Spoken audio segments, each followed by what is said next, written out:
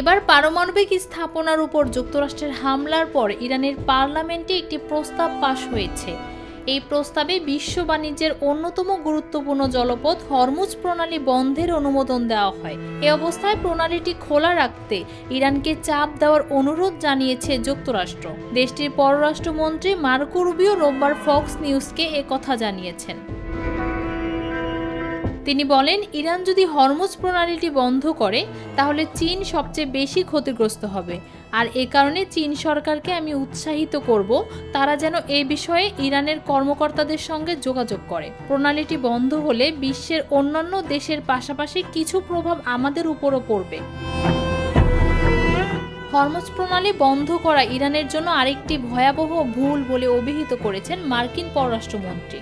তিনি বলেন, এতে করে উত্তেজনা আরও বৃদ্ধি পাবে। এছাড়া ইরানের জন্য এটি অর্থনৈতিক আত্মহত্যা হবে বলে মন্তব্য করেছেন তিনি। মার্কিন পররাষ্ট্রমন্ত্রী দাবি করেছেন, ইরান হরমুজ প্রণালী বন্ধ করলে এর বিরুদ্ধে পাল্টা ব্যবস্থা নেওয়ার সক্ষমতা যুক্তরাষ্ট্রের আছে।